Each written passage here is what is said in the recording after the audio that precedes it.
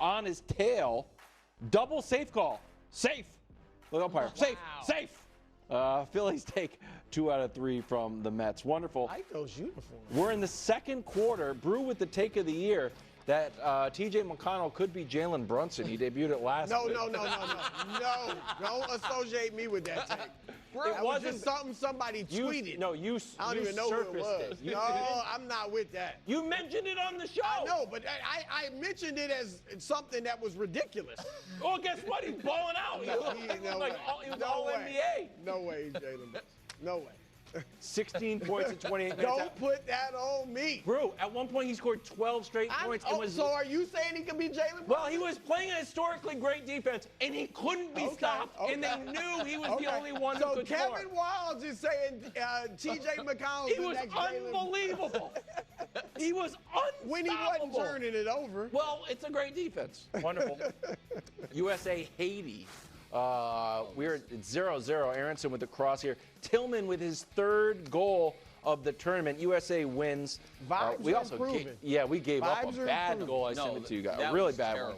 But this was good for Tillman. We're taking on Costa Rica. Sneaky rivals, Costa Rica. They've given us some bad losses historically. Costa Rica got, last night, Mexico hit a bicycle kick with a minute left in stoppage time, and it got called off due to chintzy offside. We'll play Costa Rica on Sunday. Wonderful. OKC up 3 in the 3rd. Turnover, which was kind of the story of the game. Yep. Jalen gets fouled here. Doesn't get called, though. A great game for him. Wasn't as loud as traveled? No, he gets fouled here, and he's yelling at the refs. I think Indiana calls a timeout after But no, they did show that his foot was actually hit the floor he landed before he let it up. So it should have been a travel. Not calling any travels. Might have been a different. 23-5 average for the series for Jalen. Weird. First, let's check out how my guy Newgarden is doing at Road America. That's him in the grass there. Oh, wow. It hasn't been great since. Ever since they cracked down on those attenuators. Right. We've had a rough go of it. How'd my guy do? Well, meanwhile, in the red Solo Cup car, Pelot wins his 6th race out of 9. There's only he's underneath the graphic there. He is. That was just a pizza commercial. Pelot wins it. What a it. season. He's won 6 of 9 races. Wow. He's unbelievable. He's unstoppable. Also a friend of the show. I might become a Pelot. No. He said that handsome guy in there. Well, I don't like him. Newgarden. That's what he said. That's weird and wonderful from the national pastime. Houston, we have Kevin Durant, trademark. KD moving from the Suns to the Rockets for Jalen Green, Dylan Brooks, the 10th overall pick, and 5 second-round picks, which I found strange. If this sounds familiar, it's because you saw this graphic on this very show 7 days ago. Good call. Thank you. Nick, your reaction to this move that you predicted? Well, listen, I understand, and I don't want to be rude to the NBA front offices that have been blowing up my phone. I love these guys. I love this job too much. I'm flattered, and obviously I could do the job. Yeah. But I like my life here in New York. Sam Presti tried to get Windhorst. Do you see that? Of course, yeah, exactly. No, listen, it's happened before. It's happened plenty of times. And Jenkins, but Hollinger. I'm here to tell you guys, I'm here for you guys. Oh, thanks. More importantly, though, I think I'll pick them to win the West. Really? I think they have a great blend of what we've seen works right now in the NBA, which is, you talked about the defense, bang. High-level coaching, no doubt about it. Depth, and a guy who can get you a guaranteed 25-plus, which Kevin Durant still is. Like, there's no question about it.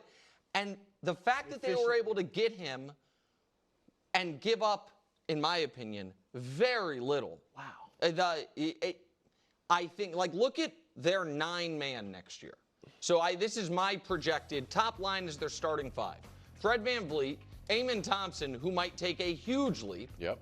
Durant, Jabari Smith Jr., who's a top 3 pick, Şengün, and then I think really good depth. Tari Eason would start on a bunch of teams.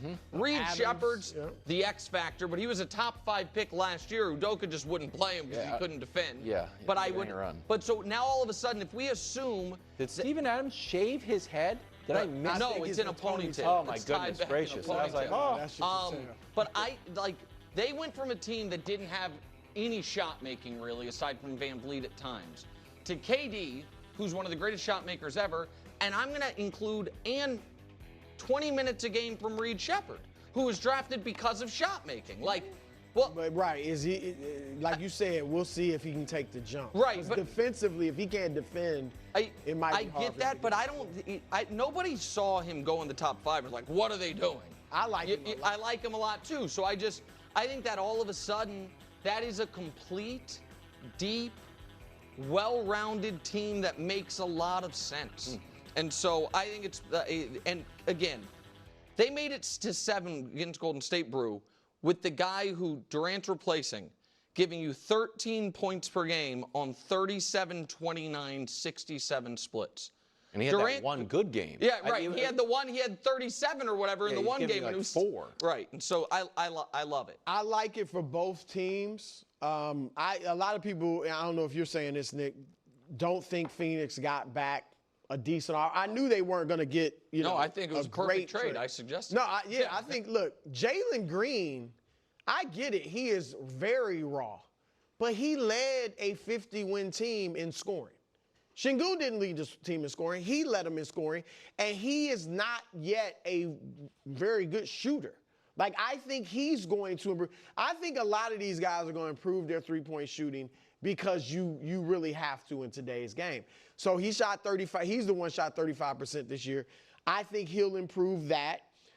Dillon Brooks, look, I like his attitude. I think some teams need that. I think that's a loss for Houston. I agree. Losing that kind of, whether he's a tough guy or not, he acts like a tough guy. And in the NBA, he's one of the tough guys or whatever. So I think that's good. And then obviously they get the 10th pick.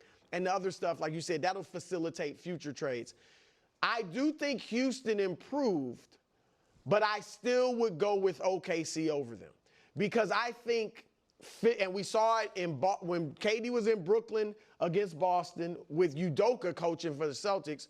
We saw it 2 years ago when KD and the Suns played Denver and Aaron Gordon got physical with him.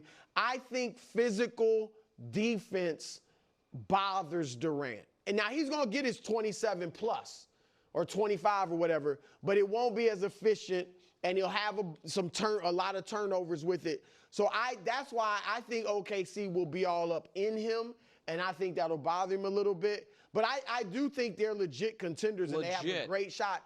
And what I like, and we kind of went back and forth on this, they actually do, because I was saying I would save my assets for Giannis. They actually still have enough assets if they wanted to get Giannis whenever he becomes available. Milwaukee's not even answering the phone on Giannis trades right now. But when he becomes available, which he will, because I don't see Milwaukee being very good, you'd have to give up Şengün. But Şengün plays like a much lesser version of Giannis. He doesn't shoot outside. He's inside. I also don't know that you'd have to give up Şengün. I don't feel like I need. But if I'm Milwaukee, that's the only way you're getting him is if you give up Şengün, because I want a young star. But I just don't know that they'd even need both, because neither of them can shoot. Right. And so do I want to play them together? And they're both kind of playmakers, Giannis and Şengün. So I just think it's a perfect, replacement for Şengün. I have 2 things. One, knock on KD. Oh, he's not a leader.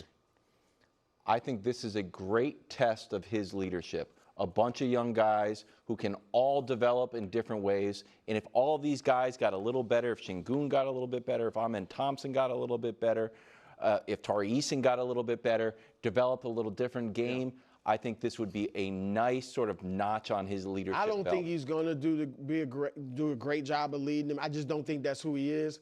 But I think Van Vliet has some leadership abilities. I think Van Vliet got as far as you can go. And Udoka the second one is very important. Yeah. You cannot have the Rockets. Just try to throw it away like, well, I think I'm going to take it. What? We can pick them. No, you can't. He can't pick the Rockets to win No, the West? you can't pick. Here's the teams you can't pick. The Patriots, the Red Sox, and the Rockets. Those are my teams. Hold on. I've gone through this. Did you pick the Rockets? No, But the Rockets are obviously. I cannot be watching. Listen, League Pass on a Tuesday, watching Tari Eason go for 12 points, and you guys just parachute in and be like, I like the Rockets. So that's hold on. Everyone knows that. He's just saying he's the Rockets guy. Everyone knows that. Everybody knows that. Here's the problem. I have seen the future. And the future is you're going to go into next year and be like, you know who's going to win the championship? The team that won the last one. Nobody's beating Oklahoma City in a 7-game series. And so when you do that, then I have the ability You are going for the Lakers. You're going to be like, I don't know. I'll be rooting for the Lakers. I'll just be hoping I'm wrong. It's the Kia Summer Sticker Sales Event.